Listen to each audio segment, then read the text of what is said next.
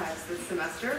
As an art historian, writer, lecturer, and freelance curator, Pawel is a prolific fixture in European contemporary art and LGBTQ studies. His resume is extensive, receiving his master's and doctorates from one of Poland's leading institutions, and while there he wrote and published his doctoral dissertation about the sexual iconography of the work of British artist Helen Chadwick.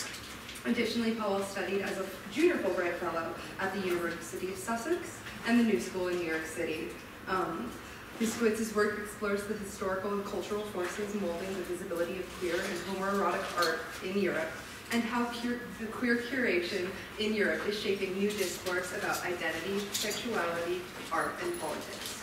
He's also a prominent LGBTQ activist. The author of 4 books, Helen Chadwick, The Iconography of Subjectivity, Love and Democracy, Reflections on the Homosexual Question in Poland, Art Pride, Gay Art from Poland, and The Naked Man, The Male Nude in Post-1945 Polish Art. Collaborating with a number of galleries and museums, he has curated and co-organized several international queer exhibitions and symposia, including Love and Democracy, Vogue, The Ars Homoerotica, the exhibition at Warsaw's National Museum, Love is Love, Art as LGBTQ Activism from Britain to Belarus, Civil Partnerships, Feminist and Queer Art and Activism in the UK, Exhibitionism, a Symposium on Queer Curatorial Practices in the UK, and a Symposium on Contemporary Queer Arts in the UK, 2012. So an extensive resume, and we're so very welcome to have you here. Thank you very much for this generous presentation. Do we need to switch off the light, or we leave it like this? Please switch. Yeah. Yes, I think that's fine. So thank you very much for having me here. It is a privilege and a big surprise that I am in LA. As you've heard from my bio, I have been working mainly in Europe, in Eastern Europe, and then for 4 years in the UK. But now I am in LA. And why I am here? Because I am a senior Fulbright Fellow at the Wonderful One archive at the University of Southern California Libraries, and I'm working on the history of queer exhibitions in California, particularly in LA, in the 70s and in the 80s. And this is something that I will talk with you about at our seminar tomorrow. But this talk is mainly about queer exhibition and queer curatorial practice in Central and Eastern Europe, because I think that it is an opportunity for you to listen about a cultural region and queer rights and queer art from a place that is not as familiar as LA for LA students and for LA academics. So I decided to start with something very basic, with a map of Eastern Europe, which is a current map of Eastern Europe, though the geography has been changing very often, but this is the current map. And I'm going to talk about countries which are members of the European Union and which are not members of the European Union. So I am from Poland. I was born in Poland. This is Poland. And all these countries in the Baltic region, Estonia, Latvia, Lithuania, Poland, Slovakia, Hungary, Romania, Bulgaria, Czech Republic, they are all members of the European Union. But Belarus, Ukraine, and Russia are, of course, not the members of the European Union. And why I'm emphasizing it? Because when it comes to the state of queer rights, the situation differs significantly in the EU countries and not in the EU countries. Because, of course, in the EU, we have the legal protection from Brussels, and there are special legal provisions that protects the rights of sexual minorities. And in places like Russia or Ukraine or Belarus, this kind of legal protection doesn't really exist on a proper level. And of course, it impacts the situation of queer culture and queer rights in these countries. So that is why talking about Central Eastern Europe is always a little bit confusing for all of us. And probably for you as well, because this kind of geographic entity doesn't really exist, because some of these countries are part of the European Union, some are not, and it really impacts the culture and the legal situation, plus we speak many different languages. There is no one language in Central Eastern Europe. That is why I cannot pretend to be a real scholar of Central Eastern European cultures, because, for example, I don't speak Hungarian or Bulgarian, so countries which are completely different language than Polish. So the situation is always very, very complicated to do research covering the entire region. But what do I know from my curatorial experience and from other colleagues who work in this field in Central Eastern Europe is that queer art and queer exhibitions are blooming in this region, surprisingly both in the EU and not EU part of Central Eastern Europe. So currently queer exhibitions, though still rare, are definitely on the rise in Eastern Europe, especially those organized in the contemporary art centers, contemporary art institutes, alternative centers of contemporary art, and they cast light on new queer art and the volatile sexual politics in the region. It is also so because of the significant increase in the number of artists working within LGBTQ themes and the important political background of this movement. Young curators, they are mostly young, are developing innovative perspectives on sexual, social and artistic dimensions of queer exhibition. And these are some of the recent exhibitions organized in the last 5 years in Central Eastern European countries that I would like to emphasize in this talk. I'm not going to talk about particular artists. I'm going to talk about exhibitions, mainly about my own exhibitions that I've curated in Poland, but I would like to mention in the very beginning that there is a movement and the exhibitions are on the rise, and these are one of the most important that have been organized recently that I know about. And the name of the curators are at the same time, these are the curators who specialize in queer art in the region. So I would like to emphasize especially the Czech Republic, which is next to Slovenia, probably the most liberal part of Central Eastern Europe, where religious fundamentalism doesn't impact very strongly on culture. And there's a young curator in the Czech Republic, in Prague. His name is Zygmunt Lender, who has been organizing very important queer exhibitions investigating the history of queer rights and queer visual culture in the Czech Republic. Another very important curator working on this subject in the Baltic countries, but she's Lithuanian, is Laima Prievice, and she curated a big exhibition From Dusk to Dawn, 20 years of LGBT freedom in Lithuania, that was organized at the Contemporary Art Center Vilnius.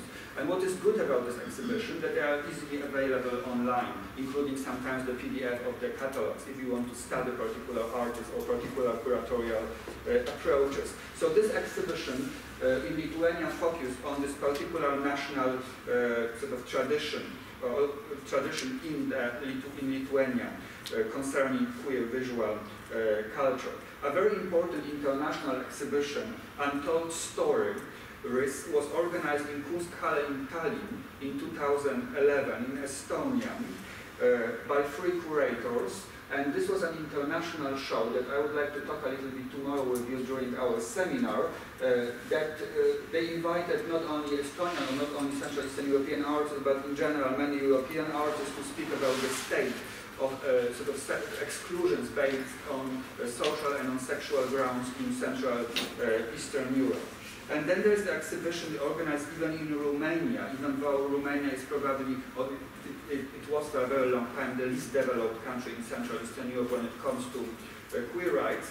And even there they organized in 2011 an exhibition, Pulse Within the Veil, that was inspired by my exhibition Ars Homoerotica at the National Museum in Warsaw. Basically, the curator invited many of the artists that I invited to the show.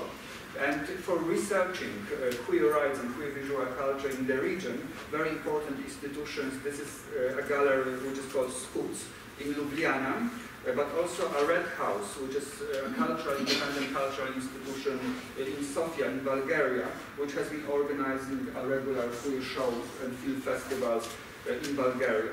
There's also an annual festival of lesbian culture, visual culture, film, performance, which is called Pomada, which means lipstick, organized in Poland by a young curator, Agnieszka Wesel. There are also some very prominent Central Eastern European queer artists From Estonia, Anna Skina-Troimund. From Estonia, Janus Sama, who represented Estonia at the Venice Biennial last year with a project about the state of the situation of homosexuals in the Soviet Estonia.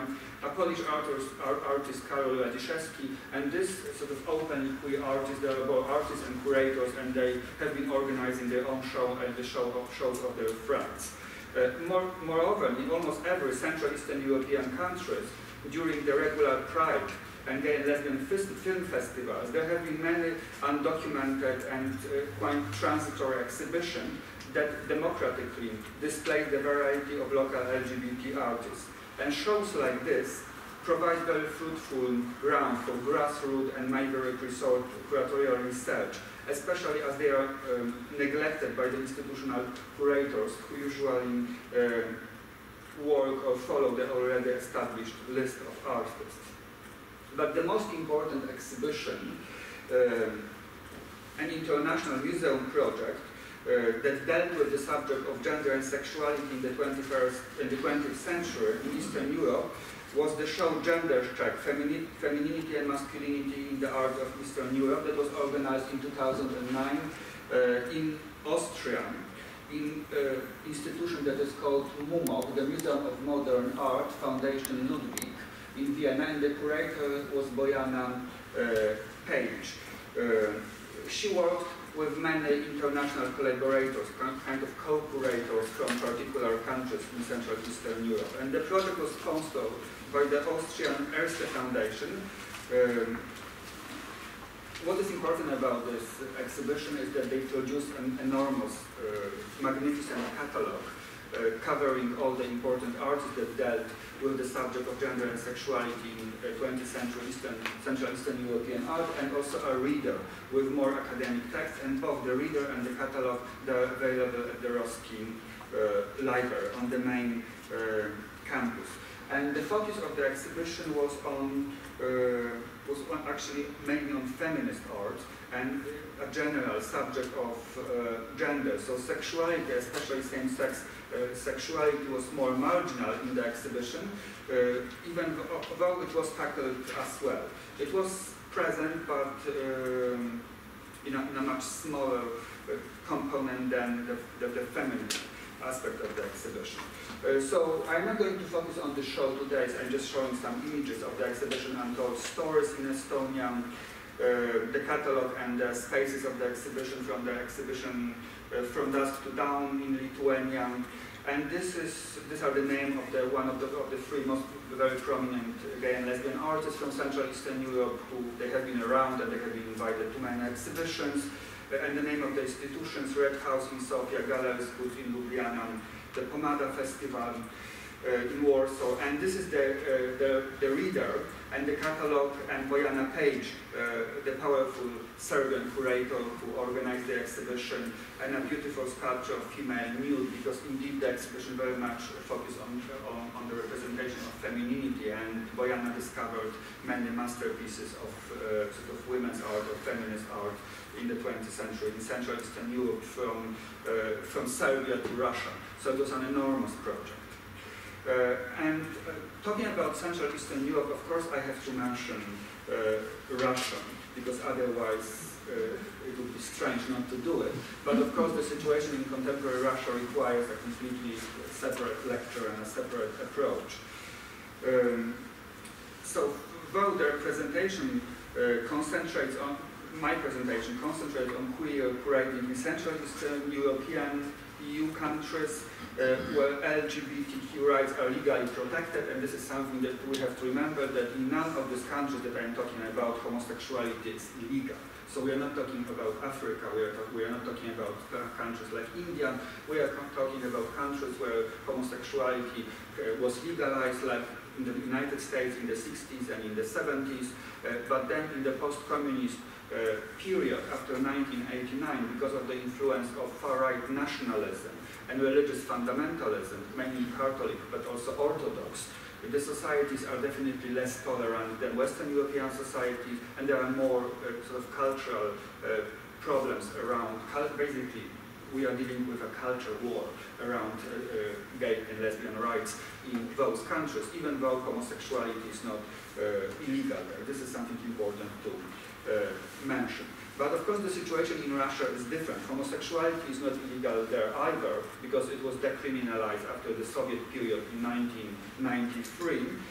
But they have a very special legal clause, which is famous and controversial and highly debated, which is called Anti-Homosexual Propaganda Law, and it was introduced in Russia in June 2013. And they have been debating this law in Russia for almost 5 years. They started to do it in 2007. Then in 2013 it became a national, federal law banning distribution of propaganda of non-traditional sexual relations among minors. And this law is called Anti-Homosexual Propaganda Law. It was introduced in June 2013.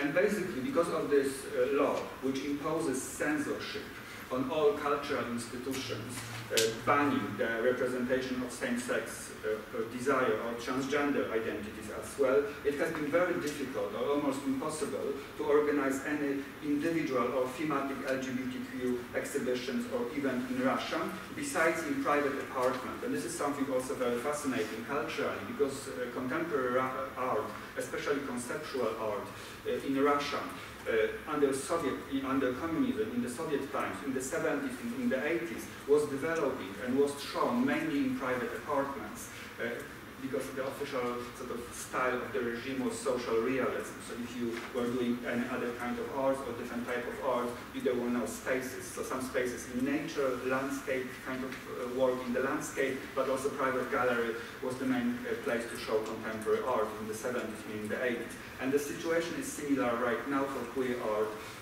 in Moscow and in Petersburg. So that is why queer exhibitions in Russia are impossible cases. But in fact, there's a modest history of these types of shows in recent Russian art, with exhibitions or artworks in exhibitions of such artists as David Organian and Yevgeny Fix.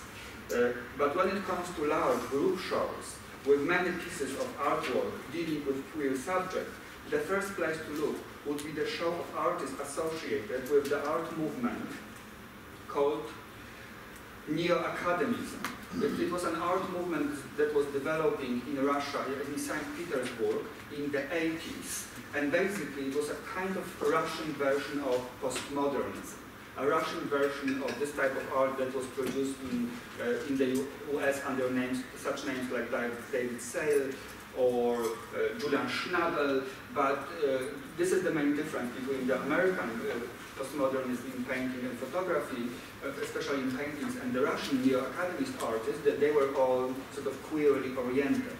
Because for them, going back to figuration and going back to neoclassical figuration, to the male and female nudity in neoclassical figuration, meant doing something decadent.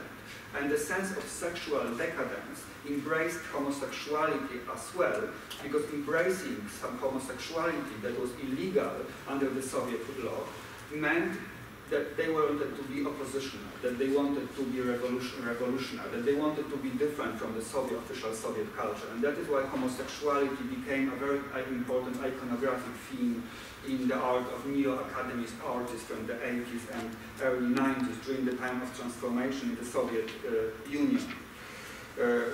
Which is a slightly forgotten history of sort of queer art from the international point of view. It was never really advertised as gay art or lesbian art, but in fact homoeroticism was very important for the sort of oppositional anti-Soviet iconography in the 80s. And such artists were part of this movement. I don't know, their names are here. Yes, these are the name of the artists, and we are talking about paintings like this by George Guryanov, obviously queering the social realist iconography. I've mentioned that I'm not going to focus on particular artists, but I couldn't stop myself. So obviously when we deal with this kind of art and with this kind of representation, queering the official Soviet iconography and visuality, we can talk about sort of the queer art as well in relation to the new academies in St. Petersburg. I am talking about this movement in relation to queer exhibitions because there was a huge monographic exhibition organized in St. Petersburg, in Moscow, in a private Ekaterina Cultural Foundation, and the title of the exhibition was The New Academy St. Petersburg. These are some photographs from the exhibition, so you see this opulent, lush images of female but mostly male nudity produced by this artist in the 80s and in the 90s. And I think that it was already in 2012 when the anti-homosexual propaganda law was very, very debated in Russia, but still this exhibition was possible because it wasn't staged, it wasn't sort of officially related to anything that is like queerly minded. It was just an exhibition of a very important movement in post-Soviet Russian art, and that is why I would call this exhibition one of the most important queer exhibitions in Moscow, organized recently. And it gets as close as possible to gay exhibitions in Russia without being advertised or programmed as such. It is also possible to find singular examples of lesbian themed art in broader feminist exhibition, art projects and publications. For example, A Woman Has Always a Choice, Feminism or Masochism. It was an exhibition organized in 2013, supported by Rosa Luxemburg Stiftung, as part of a parallel program of Moscow Biennial of Contemporary Art. So very often this type of exhibitions are organized as part of a bigger cultural events, like Moscow Biennial or Petersburg Biennial, and curators manage to put sort of queerly minded shows in this kind of broader cultural framework where the buzz around the whole event is bigger than this particular one show. And quite often this kind of feminist or gender-related or sometimes even queer-related exhibition, clandestine, are sponsored by NGOs or by some cultural foundations from Brussels or from Germany, from Western Europe. So basically Russian queer art is very much blooming and very strong, but is shown mainly outside, in Western Europe, in Scandinavia, in Finland, which is very close to Russia, and in some exhibitions in the US as well.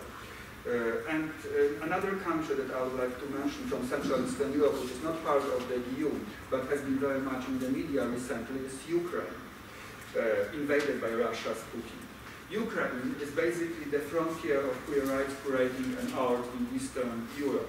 In 2012, Natalia Chernysheva, who specializes in feminist and queer projects in Ukraine, curated the exhibition A Room of My Own, which featured Yevgenia Belarusek, photographs portraying the precarious lives of gay and lesbian couples across Ukraine. This is the artist, these are the photographs from the exhibition.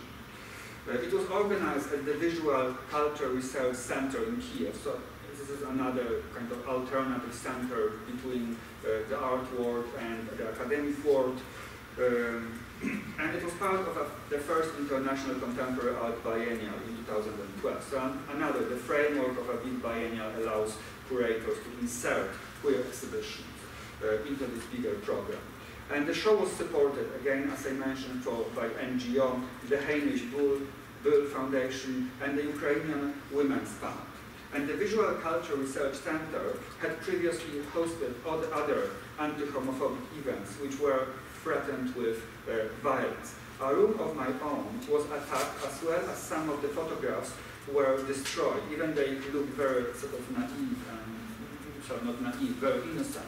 From our point of view, of course, because they represent something that is same-sex, connected to same-sex identity of a lifestyle, they were attacked by the extremists or by the sort of far extreme right militias that are very active in Central Eastern Europe. And this situation in Ukraine in 2012, this reminds me of the volatile beginning of queer exhibitions in other Central Eastern European countries and in Poland as well, where I am from, and underlies the fact that LGBTQ art projects in Eastern Europe are under the constant threat of political repression, censorship, financial difficulties, and even actual violence. Considering how many adversaries in the mainstream art world and in the conservative politics these projects and curators have to overcome, and how many collaborations must be established with NGOs, with embassies, with cultural institutes of other countries to put on a queer show, I still tend to consider them a miracle in many parts of the world. Eastern Europe definitely included. So that is why, because of this volatile political climate, because of the intersection of far-right nationalism and religious fundamentalism, or just some kind of sort of sexual conservatism, and a monolithic vision of the culture that exists in many of these countries, where, for example, multiculturalism doesn't really exist because these places are predominantly white, and they are resistant to any kind of sort of racial differences, as we have noticed recently with the rejection of refugees that want to come to Eastern Europe as well. So because of the religious aspect and political nationalism, but also because of the monolithic cultural aspect of these countries, sexual difference is threatening. It always causes some kind of political unrest, political discussion, or even sometimes violence, because sometimes exhibitions are attacked, in other cases equality parades or gay parades have been attacked. So that is why I would like to suggest that the connection of art and same-sex themes offer an avant-garde cultural position in Eastern Europe in general, since the subject is still politically ignited, unresolved, and commercially unspoiled. Art that deals with queerness has both artistic and social quality, even avant-garde utopian quality, because the artists or the activists or they are dreaming about sort of utopian world that is impossible to achieve at this moment. And sometimes this utopian, this social involvement, it is something that the avant-garde artists and critics have been always aspiring to. I would call it a sexual avant-garde. And to find the unity between visual culture and revolution, one has to still look for it again and again, thinking always within a particular context. And this special place in many Central Eastern European countries in the last 20 years was located in the visualization of queer issues, where images of heterosexuality are omnipresent. Any sign of homosexuality automatically presents a disturbance to the system, because the system has been exclusively heteronormative, and it was connected with religious and moral values. That is why when you have images of any kind of queerness, that always connects to creates some kind of unrest, some kind of disturbance, some powerful impact. And after the 1989 transformation, the sexual love dissidence has been a new kind of dissidence.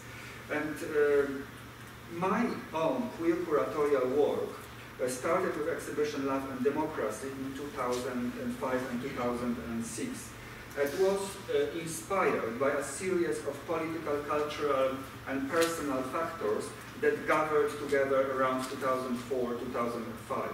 And the major push came from opposition to an unprecedented increase in homophobia and art censorship at the beginning of the new millennium in Poland, when far-right parties ruled the countries. And in 2005, I had the feeling that Poland's political transformation, and unfortunately the feeling has been fulfilled right now, had gone terribly wrong. Pride, equalities parades were banned and bashed in major cities. The LGBT citizens were leaving the country in a movement of queer migration to other European countries, and they were escaping a conservative backlash, which was a reaction to the country joining the EU in 2004. And this is something that we can observe in many Central Eastern European countries, which from 2004 to 2006 were joining the European Union. That the far-right nationalists or the conservative members of the political elite, they were so scared by this new liberal development of joining the EU and of this new sort of legislation, anti-discriminatory legislation coming to their countries, that they mobilize and they create a very new powerful movement connected with fundamentalism and with nationalism. So this was the result of the backlash. So in fact, joining the EU in many of these countries created even or was a causation of even stronger conservative atmosphere. And in Poland, the situation had begun a decade before, in the 1990s, when the communist system gave way to national and religious fundamentalism instead of genuine democracy. As a result, there have been 3 elections without the subsequent granting of full human rights to sexual minorities, and this is a term which is quite often used in journalism and in academic study and in activism across Central Eastern Europe. Because queer, it is an American term, it is something that is impossible to translate. That is why homosexuality is used, LGBT is used, lesbian, gay, bisexual, transgender, but also this kind of strange and sometimes contested by Western academics term sexual minority is used in many local Central Eastern European languages. So the terminology is very dicey, but also very complex and plural. This is impossible to speak only with queer. What is also significant about the culture in many Central Eastern European countries after the transformation in the 90s is that the popular culture, the visual popular culture, music videos, feature film, TV program, and advertisement, they were still ruled only by heterosexual model of identity, eroticism, and romance. And basically, in this kind of monolithic ideological and visual framework, contemporary art first, then literature and theater pioneered sexual and political opposition and dissidence, creating an alternative visual sphere, an alternative visual culture. What is also important for my curatorial practice is because of the repulsive representation of queerness that have dominated in the conservative Eastern European context from the very beginning, I have chosen a curatorial strategy of aestheticization. It is precisely the value and presence of the same-sex amorous aesthetic which has been rejected in homophobic discourse and hate speech obsessed with images of queer objections, including sexual repulsion. Thus, in my curatorial work, I have focused on the strategy of seduction and aestheticization that might possess the power to visually remove the stigma of disgust. Many 20th century queer theorists and artists have already sought the disruptive power of objection to confront oppressive cultural and social norms. This tradition of negativity will always have a seductive artistic and intellectual potential, but it is the product of the past, and a variety of other strategies are needed according to specific context in the new millennium. Thus, there is an alternative path of subversion through the political and therapeutic power of sublimation and aesthetics. And I would like to argue that since queerness in a homophobic society, including its pop visual culture, is already identified with taboo, repulsion, and death, there is no need to confirm this already debased status through any creative, activist, academic, and artistic work. Hence, some artists and almost all activists have been searching for a way out from the dark pit. Therefore, in my curatorial work, I have decided to use representations which manipulate visual seduction, bodily delight, glamour, and intimacy. The subversive factor is brought to life through the aesthetic embellishment of queer intimacies and life, and the centrality of the affirmation of same-sex love.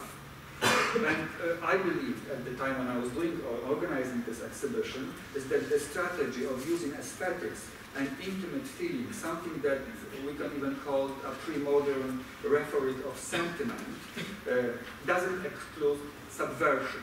In Eastern Europe, the fragile and difficult theme of sexual difference always offers art the margins for subversive edge and revolutionary force. It is precisely this transforming energy that is still contained in the same-sex love and subjectivity here. A couple of words about the exhibition Love and Democracy that I am showing right now in this slideshow. I don't have time to focus on particular artworks, I want to emphasize that this was an exhibition of feminist and gay artists. Because the feminist and gay movement, they have been working together in Poland and in many other Central Eastern European countries in collaboration. So this exhibition reflected the political collaboration and the artistic correspondence between the queer and the feminist art. And I invited feminist and queer artists that dealt with two major subjects. One subject was the representation of the plurality of love stories. So I was showing artists presenting gay, straight, lesbian relationship, sexuality, intimacies, and I was putting in the space of the exhibition these artists next to each other to create some kind of equilibrium of this plurality, to counter the debased status of same-sex eroticism in Central Eastern European cultures. And the second strategy in this exhibition that I've used, and this was something that was presented both by feminist and by gay art, was the work on the male nude, on the male nudity. Because according to many gender theorists, in Central Eastern Europe and in Russia especially right now, so we can talk about across Central Eastern Europe, one of the reasons why the countries persist to be conservative, nationalistic and religiously fundamentalist is the power of the patriarchy that hasn't been really demolished there or properly countered or properly undermined. For example, Bojana Page, the curator who organized this huge show about gender and sexuality in Central Eastern Europe, argues that as soon as the new Central Eastern European states were refounded, in the early 1990s, nationalism became an integral part of the new statehood, much more so than democracy or restoration of human rights. National and religious values were on the agenda of all political parties run by men. That is why the feminists called the new system democracy with the male face. So the post-communist societies seemed more phallocentric, dominated by heteronormative masculine culture, than the society of the so-called former Western Europe. I'm not so sure that I agree with it, but of course part of it is true, but only part of it. The conflation of nationalism and masculinity was especially regressive and destructive for the new democracy. This is according to Page, but also many other gender scholars. And for example, people who are working on the situation in Russia right now also use masculinity, this kind of very traditional conservative notion and cult of masculinity as a reason behind the militaristic and conservative and oppressive and imperialistic policy of Putin. And of course, Putin is the figure of this kind of masculinity.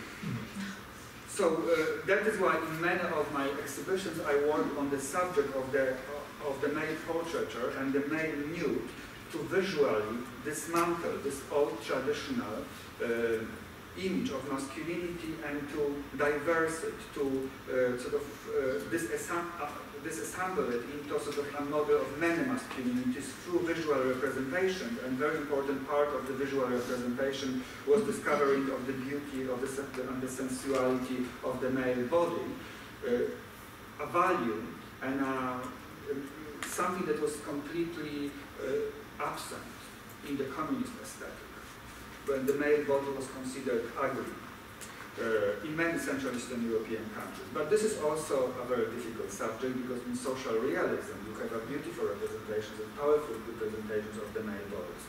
So these are all subjects open for many political and aesthetic and art historical debates, which is of course great. From the art historical and from the curatorial point of view. But as I mentioned, according to many theorists, we have to work on masculinity, on deconstruction of masculinity in Central Eastern Europe. And I think that working on the male nudity, homoerotic male nudity, is a very powerful tool to accomplish this task. Because these are, of course, very beautiful, very aesthetic, and very seductive images created by women or by men that are very likable. The newspapers, internet sites, they want to republish this kind of images curated and presented during the exhibitions, or images that you can find as a curator. And that is why they have a very sort of strong social power of communication. So this was the exhibition Love and Democracy, which focused on the plurality of love stories, but also on the subject of the male nudity as a way to deconstruct the patriarchal masculinity. And I would like to finish, or in the second part of my talk, I would like to mention the biggest exhibition, the biggest queer exhibition that I have ever organized. It was a show entitled Ars Homoerotica at the National Museum in Warsaw. So as I mentioned in the very beginning of my talk, many queer exhibitions have been organized not only in Central Eastern Europe, but also in this country, especially in this country, in alternative art centers, sometimes in commercial, sometimes in non-profit galleries, in contemporary art centers, contemporary art institutions, which is kind of great, because they have this kind of aura of doing something alternative. But in the second part of this talk, I would like to talk about doing queer exhibition in a very, very, very monumental and official place, which is the National Museum. In my case, it was the National Museum of Poland in Warsaw, in the very center of the capital of Warsaw. So when I'm talking about the national museums, I'm talking about Universal Survey museums, which has a very high cultural and national status. So in the US, it would be the Metropolitan, for example, it would be the Smithsonian and all our institutions that are part of the Smithsonians. So this kind of institutions. And of course, organizing queer exhibition in these places is very difficult, or it is almost, in many countries, almost impossible for a variety of reasons that we can discuss. So before talking about my exhibition in the National Museum in Warsaw, I would like to mention, because I feel that I have to do it for the educational point of view, about other big shows, this kind of shows organized in huge Universal Survey museums that have been organized. First of all, we have to mention the exhibition Hide-Seek, Difference and Desire, organized in the National Portrait Gallery in Washington and curated, which is part of the Smithsonian, and curated by Jonathan Dicaz and David Ward, that presented the history of same-sex desire since the 19th century up until now, mainly up until the 80s, through portraiture. And the exhibition was organized a month after I opened my exhibition in the National Museum in Poland. So this is very weird, that kind of strange country in Eastern Europe, a very conservative one associated with homophobia and Catholicism, organized this kind of exhibition in the huge National Museum before the US. But unfortunately, this is the fact. And of course, going back to Europe, the most progressive, used in the 20th century, the most progressive, sexually progressive part of Europe, it was the Scandinavia, Northern European Scandinavian countries. And they've organized in Stockholm and in Copenhagen, in their national museums, queer exhibitions. They were sort of small queer exhibitions. In both cases, a separate room was devoted to all the queer kind of major work in the collection. For example, this type of show was organized in 2008 in the National Museum in Stockholm. Queer, Desire, Power, and Identity. And similar exhibition in one room of the National Museum, all the queer important works were placed, was organized in 2009 in Denmark as well, as part of the annual Pride parade. Let's go back to Britain right now. The National Portrait Gallery in London in 2009 organized a very popular, a blockbuster show, Gay Icons. And in fact, the exhibition, it was basically one room with photographs. 10 high-profile gay celebrities in Britain were asked, like Elton John or Tilda Swinton is not gay. Who else is gay? Who's that? Elton John and some other actors. I'm sorry, because I don't remember their names right now. So 10 but Elton John was there.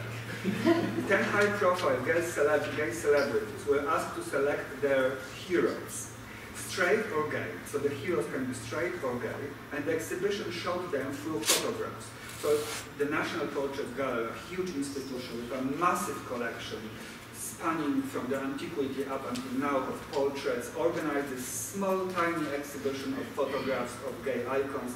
But even though it was small, it was a blockbuster because, of course, London, as a capital center of queerness in Western Europe, there is such a need for queer exhibitions there. But unfortunately, in the recent blockbuster organized by the National Portrait Gallery in 2012, so very recently, it was a monographic exhibition, Leonardo da Vinci, painter at the court of Milan. You know, this very, from the curatorial point of view, to organize the Leonardo da Vinci exhibition is really a massive achievement, because it is so difficult to loan all these masterpieces and so expensive. But unfortunately, in this unique exhibition, which obviously was a massive blockbuster as well, the homosexual dimension of his art was completely ignored. And the exhibition was introduced by a caption, for the love of women and God. So when you enter this Leonardo da Vinci exhibition, the first caption, the first sentence that you saw in the space of the exhibition, with sort of many representations of angels based on his lover. So the first caption was for the love of women and God. So in this case, the Leonardo show was a lost chance to organize a sort of more queerly oriented exhibition in the major National Portrait Gallery. So these are the exhibitions that I would like to mention. And going back to some art history, because queer art history, of course, is very, very important for queer exhibitions, I'm obsessed with a very early text by James Saslow, Closet and the Museum, Homophobia and Art History, which was published in 1979. So already in 1979, this pioneering historian of gay art in America was writing about museums, national museums and Universal Survey Museum as prisons, basically for LGBTQ masterpieces. This is a quotation from his text. We have seen that museums are storehouses, and like most storehouses, are full of closets. So this is his complaint from 1979. And his book, James Saslow, Pictures in Fashion, A History of Homosexuality in the Visual Art, since the antiquity up until now, it covers the entire Western art history, and not only Western art history. This book was very influential for my exhibition Ars Homoerotica that was organized in the National Museum in Poland. So now going to the exhibition, how was it possible to organize this kind of show in Poland, in a conservative country, in the National Museum? It was possible only because of one director. His name was Piotr Piotrowski, who is a prominent Polish late Piotr Piotrowski. He died last year. He is a very prominent Eastern European art historian. He wrote a very influential book, Art and Democracy in Eastern Europe, which is also available in Roski School of Art Library. And for a very short time, he was the director of the National Museum of Poland in Warsaw, and he wanted to implement his vision of the National Museum. For him, the National Museum is not an institution of national heritage, but it is an institution of social involvement. It is a critical institution that through the collection and through their exhibitions, the museum speaks and have the power to speak about the pertinent, the most important, the most topical social issues that the country, the city, the region is experiencing.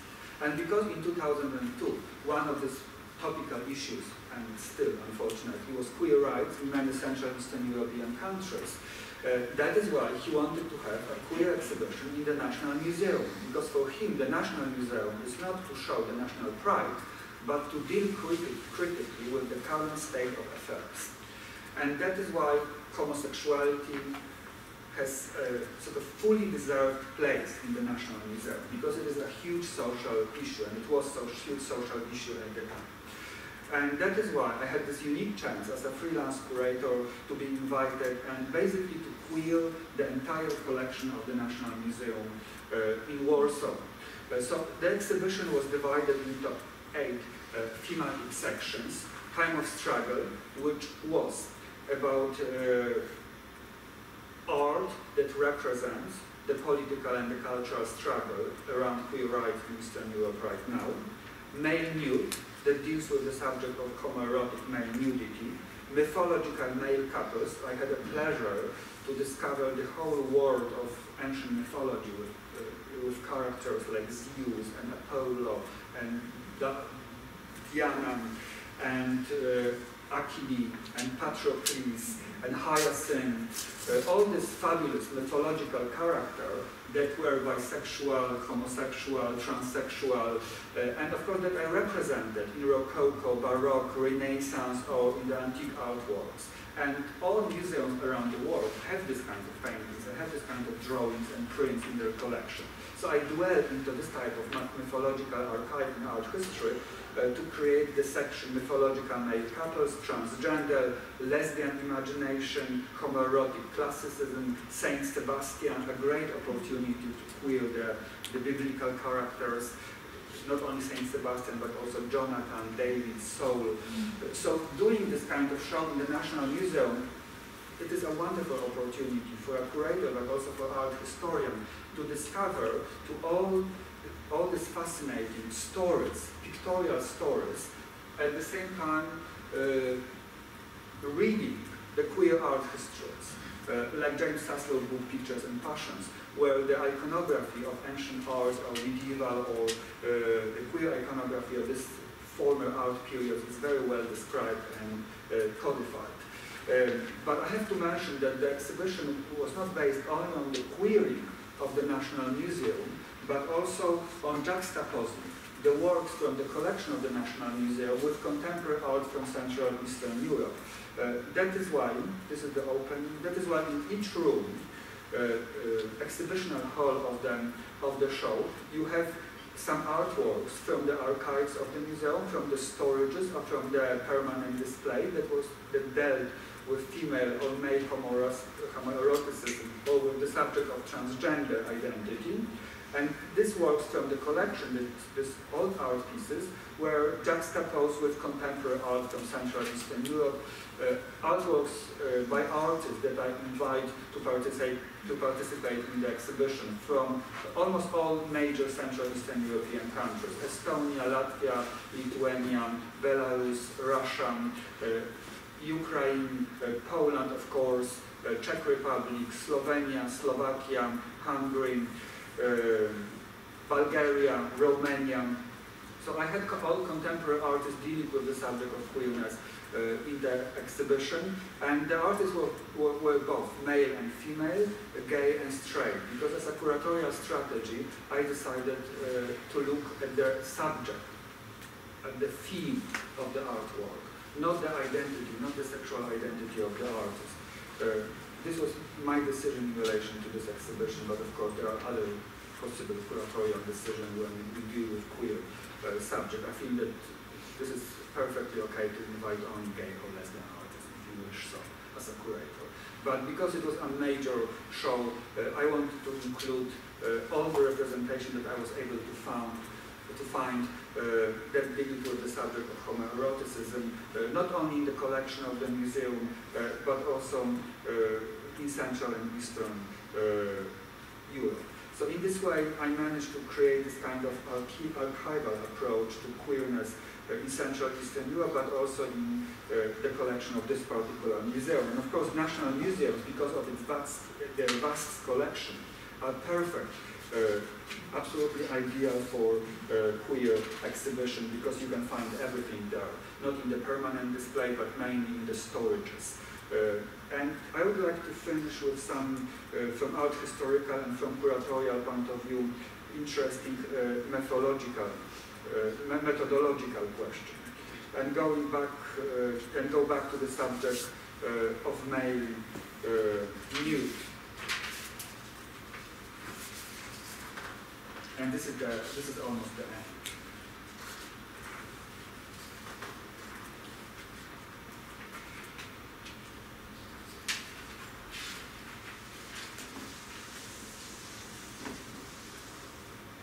I wanted to show it as a slideshow during this presentation, but I have problem with setting it up as a slideshow. If I have one American artist, Catherine O'Pini, in the entire Central Eastern European show, but this is something that I'm happy to discuss with you when we have time for questions. So one of the contested subjects of this type of exhibition is the male nudity, and especially the full frontal male nudity. And the male nude section of the exhibition, this is the section, was a display of sensuous studies of the academic male nude. From Renaissance until the 19th century, the drawing of human anatomy was taught in the academies all around the world, which means in Europe and in the United States and in some South American academies, almost exclusively on the basis of the male nude. The art training for ages was a male homosocial institution. Only men were allowed to study, and they had to study the male body. The academic studies are secret erotic treasures, often ignored by museums, but kept by them in the storages, in their kind of archival unconscious. Sometimes when we have exhibition of some major masterpieces, of Rubens, of Ingres, of Rembrandt, at the very beginning of this kind of exhibition, you have some few examples of their male nudes, which they did when they were students in academies. But all the national museums in Europe, and I presume in America as well, they have a vast collection of this kind of academic life studies. And they are hardly ever shown. And all the European museums have thousands of examples, especially from the 19th century, but they are rarely displayed. For contemporary gaze, they are not necessarily related to homosexual identity, but to homoerotic and homosocial aesthetics. I decided to take them out of the closet and display massively in the exhibition. Their selection was not based on the sexuality of the artist, which in many cases we don't know, but on the erotic quality of the drawing, and I decided which drawing I wanted to do. So it was my gaze who selected the drawings from this vast archive. There are few from the thousands. They are incredible testimonies of the male gaze sexually inspecting the male body, and not the usual story of the male gaze subjecting the female body. Because it was the National Museum in Poland, on the display were works by the 19th century Polish artists, some forgotten, some very well known, national heroes of painting. The exhibition reversed the traditional patriarchal visual order focused on the female body and displays it with the male nude as an aesthetic object of gaze and desire for men and women. And of course, this decision to place all these life studies by artists from the 18th or 19th century in this kind of homoerotic exhibition was very controversial, but I couldn't stop myself. And I knew that this is a unique opportunity to put these amazing works on display, because they are hardly ever shown by museums. However, recently, 2 years ago, Wallace Collection organized a brilliant exhibition about 18th century French male nudes from life studies from Louvre. So now more often they are being shown. I don't know if something is happening on the street in the United States. I haven't researched properly when it comes to the 19th century art, for example, which is in the collection of the major American museums.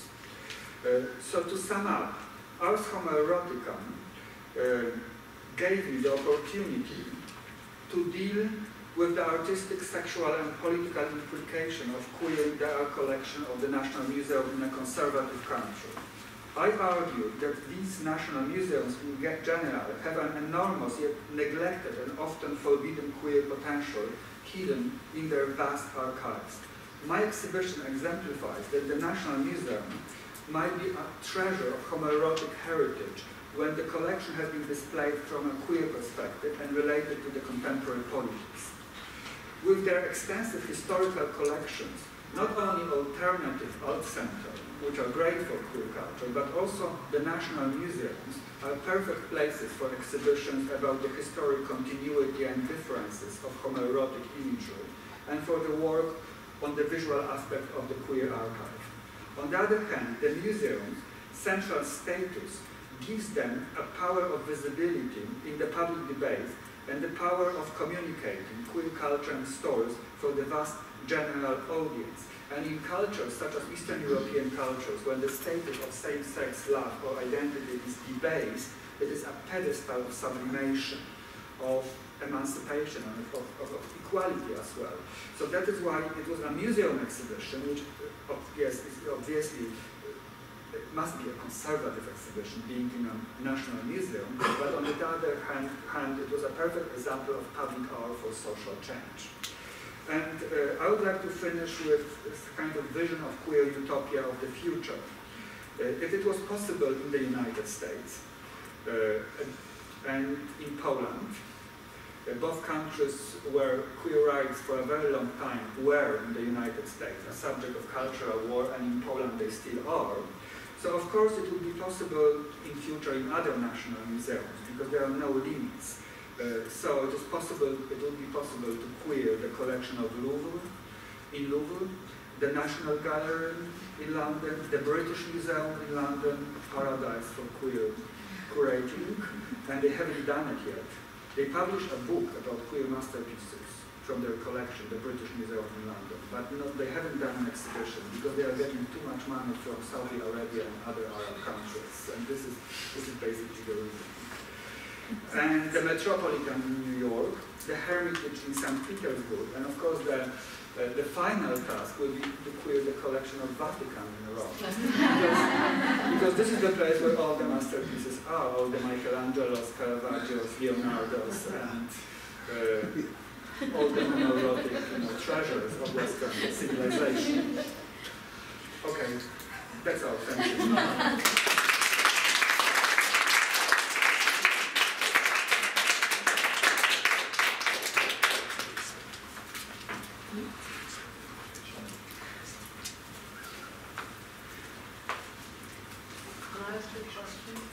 Of course. This is the time for questions. I have a lot of questions, but my first question, I never really asked you about this, but how do you deal with the way in which the queering is so asymmetrical?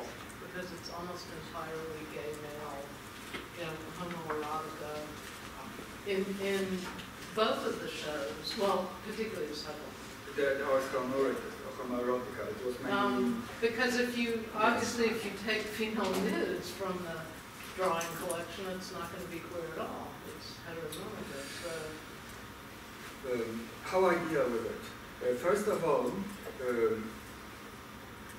well, this is of course a very difficult subject to deal with when it comes to the collection of places like national museums, because up to the 19th century there are very few women artists in general. And this is the first problem that you have. And the second problem is that, going back to mythology, you have a lot of representation of same-sex eroticism. You have the goddess Diana, Aphrodite, you have the scenes of bathing, the witches, for example, and all these kind of images that were mostly produced by male artists for titillation. But I decided in the exhibition Ars Homoerotica to use these images. And again, I was inspired by some queer art history, because there are, I don't remember the name of these authors right now, that analyze this kind of heterosexual, lesbian iconography in mythology, based on mythology, as something that, of course, was created by men and probably for men, but not only for men. According to this interpretation, in the 17th, 18th century European courts, in Renaissance European courts, you have the female courtly circus, gatherings, and we don't know. Maybe for them, the images were valuable as well. So that is why it is impossible to reject them completely. So I found many of this type of sort of produced by male homoerotic female images in the collection of the National Museum in Warsaw. And I invited contemporary lesbian artists to deal with them, to create artworks in relation to that. And basically, one room of the exhibition, which was called Lesbian Imagination, was based on this kind of dialogue between the works from the collection and the reaction to this works by contemporary feminist lesbian artists. So this is the way I deal with it. But of course, because the tradition of Western art is mainly a male tradition, that is why in an exhibition like Ars Homoerotica you have so many examples of masculine subjects. But this is a criticism that I accept. I just couldn't find any sources, historical sources that I can put in the exhibition. No, of course you can't. But you know, if you are criticized, people would argue with you that you can. You just don't look deep enough. Well, yeah, I mean, I think it's too problematic because it's not symmetrical. Yes, if but it is symmetrical in contemporary. Much more. Much more symmetrical, yes. And I just wanted to mention the two shows that you didn't have in your, which I'm sure you know about them, but you were foregrounding the Eastern European shows. Yes. Of course, in this context, is this meant to be flashing through? Shall I start? Yes. The 1982 Extended Sensibilities Dan Cameron show. I know about this show. Yeah. I intend to teach about this show tomorrow. Yes. And then in a different light, of course, which is one of my favorites because it really it queers. Well, it's more in line with what you're trying to do, I think, especially with the second show, where you're trying to queer Judy Chicago and make us look at a lot of things really differently rather than just the Jonathan Katz approach, which is usually more like deciding which artist is gay or lesbian. I didn't mention these American shows because I want to yeah. talk about them tomorrow. But there is also another reason when it comes to the National Museum, because neither the University Museum at San Francisco University, it's a national museum, nor the new Berkeley, nor the new museum in New York is a national museum. These are contemporary art institutions. Yeah. And of course there were many shows in contemporary art institutions in this country before High-Seek. But it is harder to find the queer feminist shows, although... Well, one of the first ones was in 1978. It was a lesbian art show in New York. Well, there was Gala. Gala in the 80s here in LA, at Lace, yes, of course. So, but this would be a different talk. It would be the American and the California history. And I'm just still thinking about that lack of symmetry and how interesting that is, because it doesn't play out. So. But does, well, the argument was that if a female curator would organize this kind of exhibition, it would be more symmetrical. No. One of the criticisms. It's hard to say which kind of female curator. Yes. I mean, we can't assume that the female is going to find female bodies more. Maybe the female would find more male bodies. Or maybe a lesbian curator would find a very attractive sort of life studies of women from the 20th century drawing archives in the National Museum. Or in the late 19th century, because they started to do female life studies in the it depends on the institution in Europe or in the States. In Europe, it's from the mid-19th century. In the United States, I think from the beginning of the 20th century, when they introduced female life studies in the teaching. So maybe you can queer, from the female homoerotic point of view, all these drawings, all these life studies based on the female body. It is a curatorial possibility. There are endless curatorial possibilities. Everything up to your approach. but would it help sort of to introduce the idea of trans into here as a curatorial perspective that could just have more freedom as a self and a body that's constructed and invented, and therefore will read the representations of other bodies with more sort of panache. I curated a trans exhibition in Poland. I'm just talking specifically about Ars Homoerotica. trans in relation to sort of lesbian invisibility.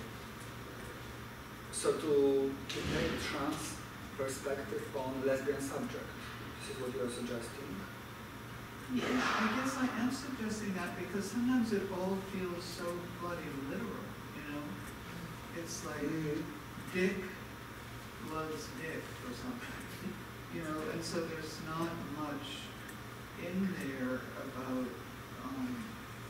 sort of biologically female women loving either Dick or Dick. Do you know what I mean? It's all very earnest. I mean, I can understand the historical reasons for it being all very. But I think that my exhibition, Love and Democracy, was more constructed from more bisexual point of view, because it was about the plural love stories. Right. But I was able to construct something like this with contemporary art. Right. But you know, in this exhibition, Ars Homoerotica, I was really very much indebted to this major history of homosexuality in art history, and I wanted to create this type of narration for a country that have never seen this kind of narration. Yeah, no, I'm totally. I get it. Can you talk a little about this conception of history that you're charting and how that changes according to the historical dating of the objects and how you are thinking about that as a long kind of historical transformation of views, of social practices and views on queer bodies or gay bodies or whatever. I mean, the term doesn't work, but how did you think about that in this kind of understanding of history that you? So methodologically, this exhibition was transhistorical, because I included works from the antiquity up until contemporary art. And of course, we know that the definition of gender and sexual identity is fluid and has been changing across history. And that is why it is problematic to construct this kind of transsexual exhibition, having works with vases. For example, I have vases with Seifo, and which are in the collection of the National Museum in Warsaw. One of the oldest vases with a representation of Seifo, the poetess Seifo, is in the National Collection in Warsaw. And it is on the permanent display as a small vase, small object, in a kind of line of objects and vitrines, which is absolutely impossible to even detect that this is so precious and unique. So for example, I took this object from the permanent display and displayed it in a very central way in the lesbian imagination section, emphasizing that this kind of artifact exists in the collection of National Museum. But on the other hand, I have 18th century drawings done by men, showing women enjoying themselves in their boudoirs. So, of course, this is a totally trans-historical approach, which is based on the subject, on the theme, on the iconography. I wasn't constructing any complicated art historical discourse through text around this object. I was just putting this object in the context of same-sex female imagination in art history. And then there was a small wall text next to them, like we always have in the exhibitions, explaining what it does represent, the date, and the meaning of this particular object. So from this point of view, the methodology was trans-historical. And to some extent, it was literary, as you mentioned. It was very simple. It was just based on the subject of the representation. Two females together in some Renaissance drawing, in 18th century drawing, in 19th century paintings. And of course, when you have Queen Christina of Sweden or the poetess Sappho, you introduce this kind of major lesbian character in cultural history through some background that you do in the wall texts. But of course, I was criticized for doing this kind of trans-historical exhibition as well, because everyone knows that same-sex design was formulated differently in different historical periods. So going back to your work, it was literary. It was very simple.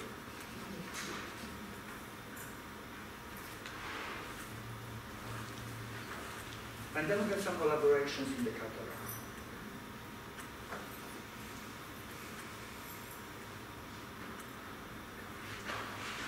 Thank you for the great talk. So my question is, since you mentioned Catherine Okai, I'm just curious, like, what's your curatorial decision in choosing her? Well, I wanted to have an artist. Thank you for the question. I wanted to have an artist from the US for two reasons. because I'm very much a scholar of American art as well, even more than Eastern European art. Even I was born in Eastern Europe, I was always fascinated by LGBT art from the United States. So I wanted to have one major artist from this country in the exhibition. And I don't want to have a male artist, because I knew that I have already a lot of this kind of masculine images. I want to have a female artist. And of course, Catherine O'Pini is one of the most famous contemporary lesbian artists working in the United States. So I wanted to have her. And I didn't want to have this early images from the early 90s when she dealt with the subject of lesbian sadomasochism, because I decided it would be too controversial. Because then you have to remember that the exhibition was organized for the general audience in the center of Warsaw, in the major museum. So I wanted to have something that is more in touch with people's feeling. And I decided to include in the exhibition her series of lesbian families across America, which is a beautiful and very important from the artistic and anthropological point of view series of works. So I wanted to have this.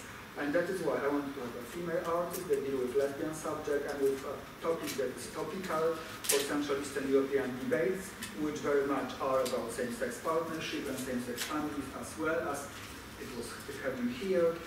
So that is why Catherine O'Pini and the lesbian families across America, it was my first choice, and I contacted a gallery in LA, which is called Region Project, and they represent Catherine O'Pini. They were not very helpful. Catherine O'Pini said yes, and this was, this was their decision. Yes, I want to be in the show, but then you don't deal with her. You deal with the gallery. And this is how you organize an exhibition with a major artist, that you have to deal with the galleries. And this is, many of you are students of curatorial studies. So if you are doing an exhibition and you want to have a major artist and you are working for Metropolitan Museum, LACMA, Whitney Museum, Guggenheim, maybe take Britain, maybe some museum in Berlin, there is no problem. They will collaborate with you. But if you are representing even an important exhibition, or important institution from a funny country, or from a provincial American museum, then they would make a lot of problems for you. Because these are commercial galleries, and of course they operate as shop. So they have to smell money.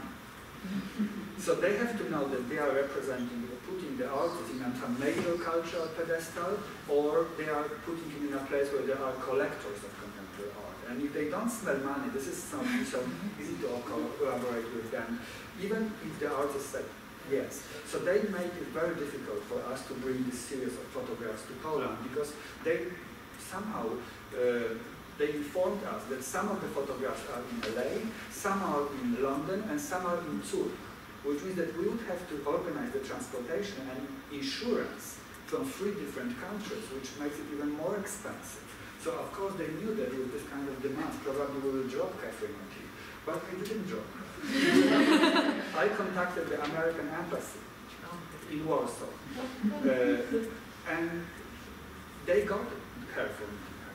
They organized everything and paid all the money, and finally pushed Region Project to collaborate with us and to respond to letters. So through the American embassy, and the American embassy was very, very happy, because it was in 2010, the first year when Hillary Clinton, I'm not doing this to advertise Hillary Clinton, this was the first year when Hillary Clinton was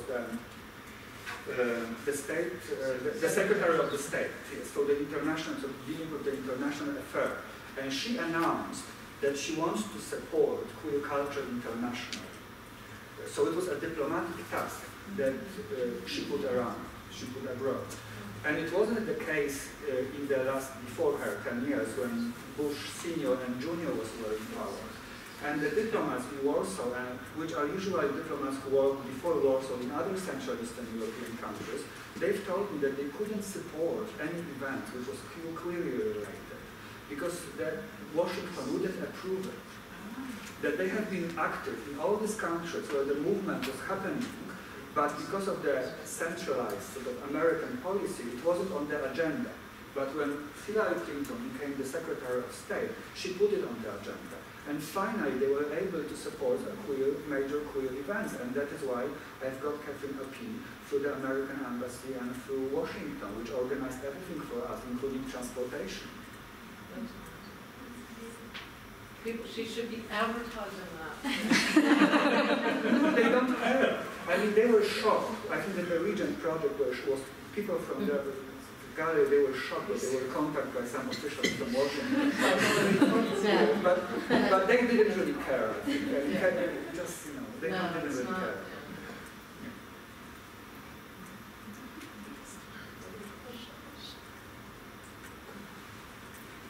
Yes.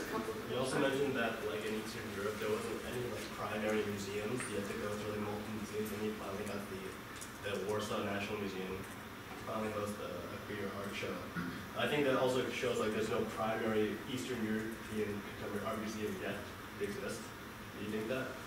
You mean like a museum specifically dedicated to Eastern European contemporary art? And if you think that should exist, where would you put it? Well, there are institutions that specialize in Central Eastern European art, which is for example, there is a Museum of Contemporary Art in Warsaw, and they specialize in Central Eastern European art. There is a Museum of Contemporary Art in the capital of Lithuania, which is Vilnius, and they specialize in Central Eastern European art as well. There is a Ludwig Museum in Budapest, which is a branch of the Ludwig Museum from Cologne, and they specialize in Eastern European art as well. So there are museums in Central Eastern Europe, contemporary art museums that specialize in contemporary art, including Central Eastern European art. Yes. They have been built in the last 5 years. This is pretty recent development, but there are places like this. I think there was a question in the back.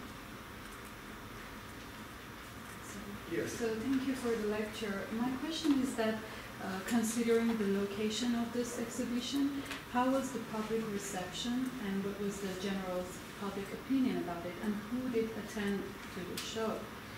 And then if the show was like now, how would it be different? Now it would be impossible. First of all, because the director was forced to have to resign after my exhibition. So, unfortunately, for a variety of reasons. So, first of all, the exhibition was debated because when it was planned and it was announced to the media a year before the opening, and then it became a bone of contention, a political contention in Warsaw and in Poland. It was debated in the parliament, in the Polish parliament, with many MPs, conservative MPs that wanted to stop the exhibition, and they were putting pressure on the Minister of Culture to stop the show totally. But the Minister of Culture decided not to do it because his explanation was that this is up to the director to decide about the program of the museum.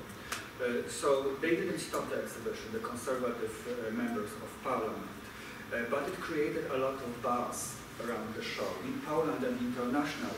In Poland, of course, obviously, but internationally also because everyone was surprised how it is possible that a conservative country associated with Catholicism and homophobia to some extent is organizing this kind of exhibition. So international journalists from Europe, no one from the United States was interested, but many Canadian journalists were interested.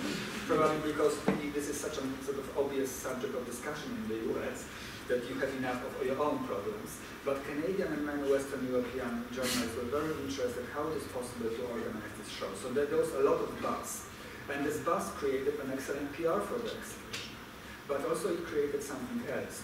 All the major sponsors of the museum dropped from financing the exhibition. And this is something that many curators that do exhibitions, not in alternative centers, but also in bigger museums, complain about it. That it is quite difficult to find sponsors, private corporations who would be willing to finance this kind of shows. Even Jonathan Katz, when I saw him last time, it was 5 years before Hide and Seek opened in 2010, he told me that it was very difficult to organize some proper financial backing for the exhibition in Washington.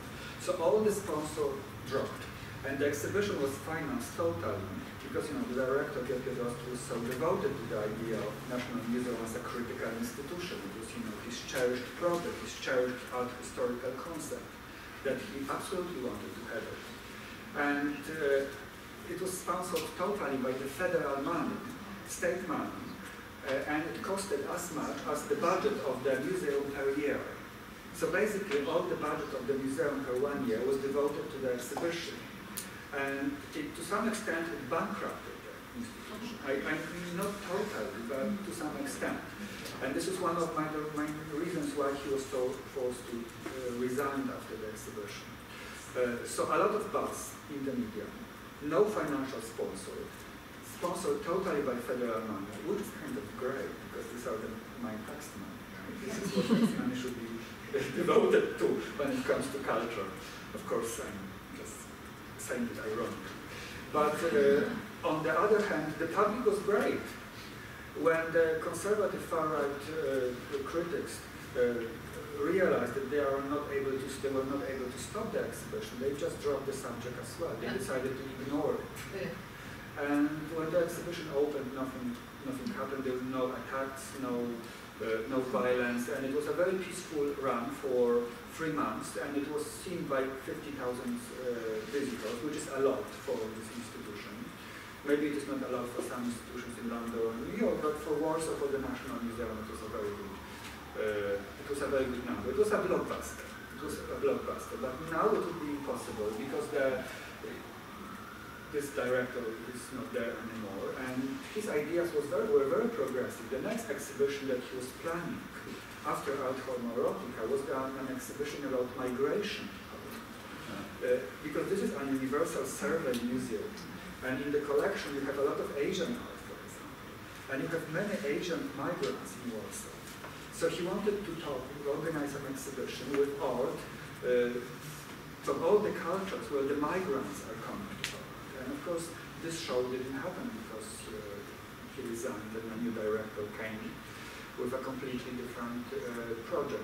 And right now it would be absolutely impossible because the current government in Poland, it is a far-right, very conservative government. They have a total power in the parliament. The president is there, the prime minister is from the far-right party, and they have, like in Hungary, they have a completely new cultural agenda for this country and for the state, which is patriotism and religion.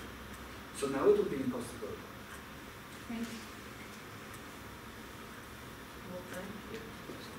Thank you very much.